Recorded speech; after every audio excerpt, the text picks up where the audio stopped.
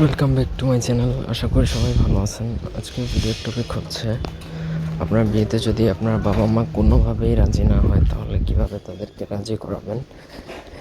তো তাদেরকে যদি এই তদবির বা এই মন্ত্র দ্বারা যদি রাজি করান তাহলে তারা নিজে সেধে আপনাকে বিয়ে দিবে।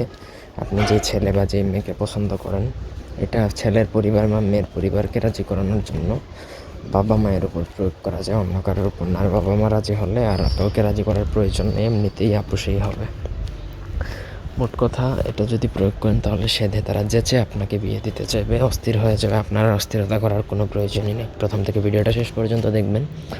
আমার চ্যানেলটা সাবস্ক্রাইব করবেন। ব্যক্তিগত যে কোনো কাজের জন্য স্ক্রিনে দেওয়া নাম্বারে সরাসরি ফোনে বা হোয়াটসঅ্যাপে যোগাযোগ করে যে কোনো কাজ করাতে পারবেন। দেশে বা দেশের বাইরে থেকে মন্ত্র বলে দিচ্ছি। ওম নমঃ ভদ্রকালী অমুকে মানয় সাহা। তো প্রথমত আমার অনুমতি নিয়ে মুখস্থ করে নিলে এটা সিদ্ধ হয়ে যাবে। আপনি এটা সারা জীবনে প্রয়োগ করতে পারবেন।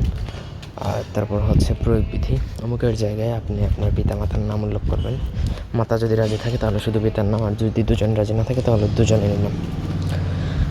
তো তারপর আপনাকে নদী থেকে রাত্রিবেলা উলঙ্গ হয়ে 1 ঘটি জল নিয়ে আসতে হবে। ঘটি দিয়েই আনবেন।